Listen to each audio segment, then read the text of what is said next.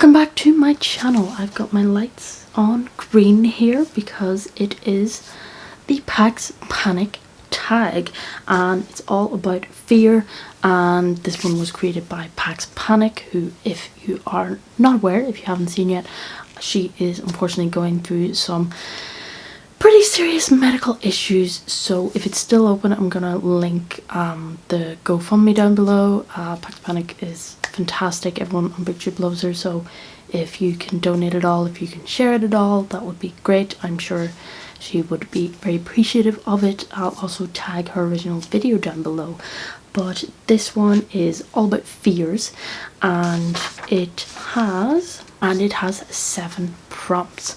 I've just realised that I haven't written down the answers for this, so this is just going to be on the fly, off the cuff, which I think is quite in the style of Pax herself. So let's see how this one goes. Of course, starts with my actual worst fear, Arachnophobia, which is a fear of spiders.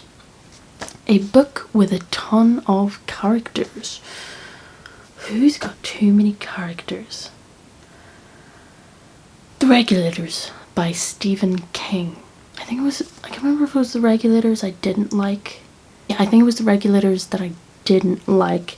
It had a lot of characters and I read it, you don't have to, but I read it sort of with its twin book, and that was very confusing for me because there are so many characters and they're all in both books, but their like names are switched around, so sometimes the baby will be called John and sometimes it'll be an adult that's called John in the next book, and it was all very confusing. So both of those books have a lot of different moving parts, a lot of different families and stuff going on. So The Regulators. Next one is Coulrophobia, fear of clowns. Name a book with a ridiculous or funny scene. Well, ridiculous, you could definitely go with Bizarro Horror.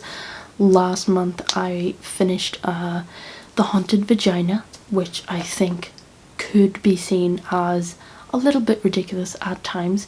It is about a man who's dating someone who has a haunted vagina, and she, after hearing noises come out of it, she asks him to climb into it, and he finds a whole other world in there. So that was interesting. That was odd. I mean, first of all, a skeleton climbs out of her vagina and he has to fight it while it's halfway in there, so you could definitely get some humour out of that, I think, but it was still good. Acrophobia, fear of heights, one that I also kind of have. Name a book that changed your view. Changed my view. So it didn't change my view, but it kind of pointed out some things that I was previously unaware of or just hadn't thought of. The Beloved, or I think it's just Beloved, by Toni Morrison, which is about it's kind of a ghost story, but it's about a woman being haunted by the ghost of her dead child, it's about slavery in America and all the horrors that come with that, and sort of the moral quandary of, is it better to kill a child or let a child go into slavery when you know what is going to happen to them, you know, which is better? And it was just, yeah, it was heartbreaking and eye-opening for sure. So there's definitely a lot that I don't know about that. Don't know if I want to know about it, don't know if it's better to know about it, but certainly fantastic book. Would recommend, but it's a difficult read. Heavy on the mind is what I'm going to say. Next one is Trypophobia, one that I definitely have, absolutely hate it. Fear of holes. Any holes in like skin or like anything organic, even if it's in like non-organic stuff, it just icks me out so much. but this one is Name a Book with a Plot Hole. Insomnia by Stephen King. Now, you can argue about a lot of his stories that the characters could do it a different way, or they could have a different ending or whatever. But I think Insomnia was the first one that I read of his where I was genuinely like, that's just wrong. That just doesn't make any sense. I actually hated Insomnia because it was so long and so boring, and I did not give a good goddamn about any of it.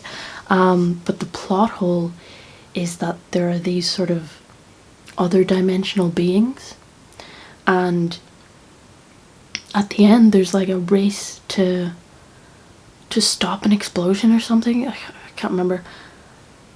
But before that, they have like weeks or something to stop this explosion. They have loads of time to plan, but then these other dimensional beings take them onto their plane of existence, these two old people that are supposed to stop it, and they're like, yeah, time moves differently here, so the longer we talk, the more time goes by in your world, so what do you want to talk about? Let's just ham it up. And then when they get back to their world, oh yeah, that thing's in less than 24 hours, you better get to work. Why were they there for so, like, it annoyed me. The whole book annoyed me, but yeah, that plot hole was just unnecessary and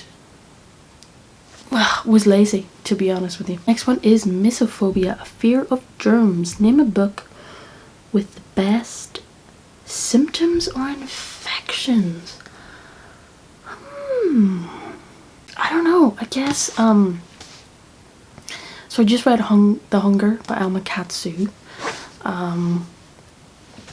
which kind of takes a real life story about cannibalism and creates sort of a paranormalness around it, and the symptoms of that are like someone getting really sick with a fever, but then all of a sudden really quickly they're like good to go, better than they were before, full of energy, full of pep and vim, and then they really want to eat you. So that's the last one I can think of that had like an infection or some kind of symptoms. Next up we have Astrophobia, which is a fear of lightning or thunder. Think all dogs. So name a book that hit you hard. Hit me hard. Hit me, baby, one more time. Oh, Where I End. I am going to do a proper review of this book. I've been telling everyone to read it. Where I End by Sophie White. My friend borrowed it. Yeah, this one hit me like a sledgehammer. Wasn't expecting it. Just wasn't. It goes places that you don't want it to go. Just horrible, gross, weird places. It just goes there with no warning. You're just not expecting it whatsoever. Just in the middle of a very normal, everyday paragraph, they'll just throw in a sentence there that just hits you right in the gut. So yeah, that one hit me like a hardback book to the face, I swear.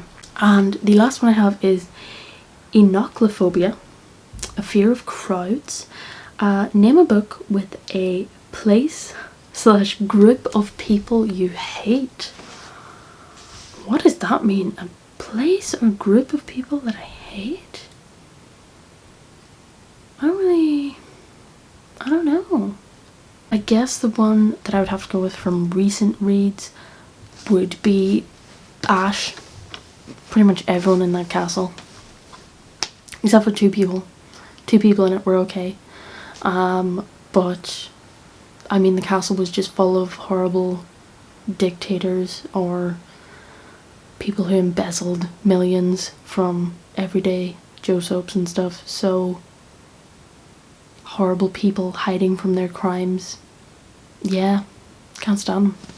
So I guess I can't think of anything else at the minute, but yeah, I'm gonna stop mentioning Ash. I swear I mention it in every video, but every time someone says name a book with a negative aspect. That's all I can think, because I hated everything about it.